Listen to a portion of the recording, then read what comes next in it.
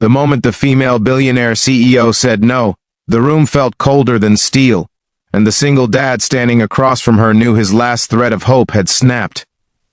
Years of sacrifice, sleepless nights, and silent prayers collapsed into that single refusal, and as he turned away with his head lowered, no one noticed how his hands were shaking except fate itself, which was already running to catch up with him.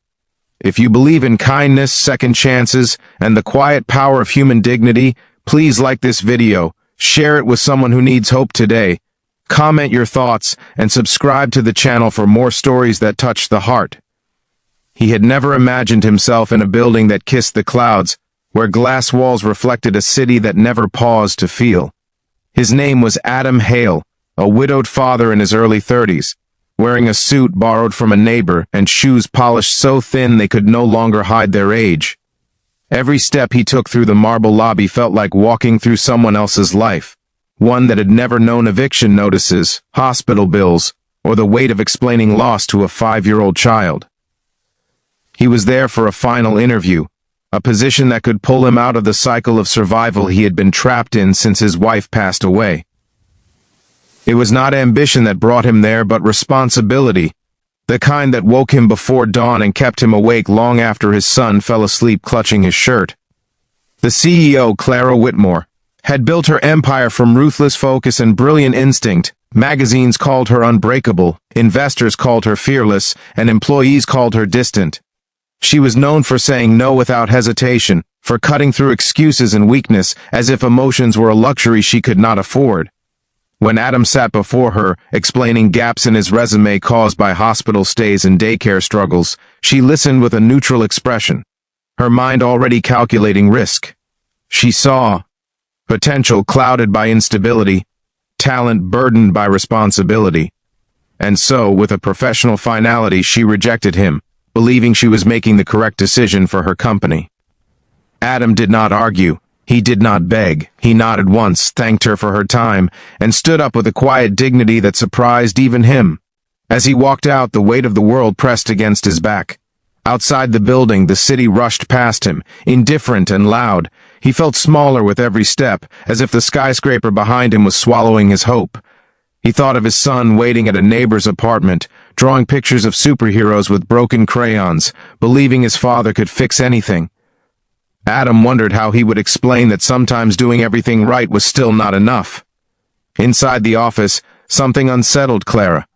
It was not guilt, but a faint discomfort she could not immediately name. She stared at the glass door through which Adam had disappeared, replaying the interview in her mind.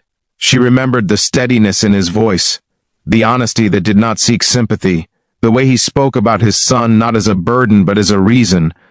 Clara had spent her life avoiding attachments, believing emotions slowed progress. Yet something about his silent acceptance lingered, echoing against walls she had built long ago. Her thoughts drifted back to a past she rarely allowed herself to revisit, a childhood marked by a father who worked endlessly but was never home, and a mother who left when success replaced presence. Clara had promised herself she would never be weak, never be dependent, never let personal life interfere with achievement. She had won that battle, but lost something along the way. Watching Adam walk away without resentment stirred a memory of who she might have been if someone had once chosen compassion over convenience. Minutes later, against her own habits, Clara stood up abruptly. She left her office, ignoring the surprised glances of her assistants, and moved with urgency toward the elevators.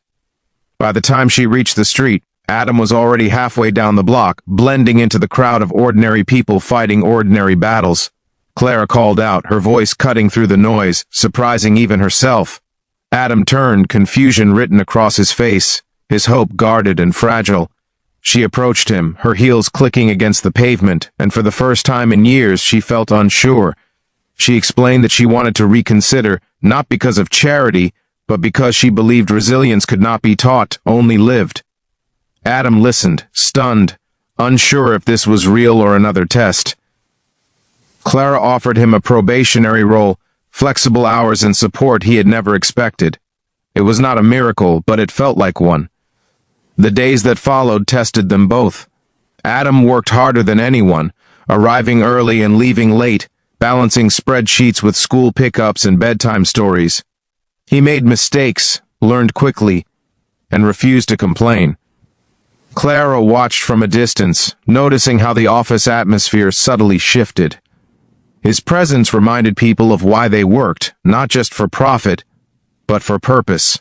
Clara found herself staying later, observing, reflecting, slowly understanding that leadership was not only about results but about responsibility. As weeks turned into months, Adam's life began to stabilize.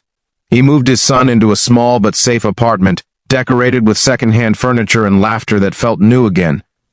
His son smiled more, slept better, and spoke proudly about his father's job.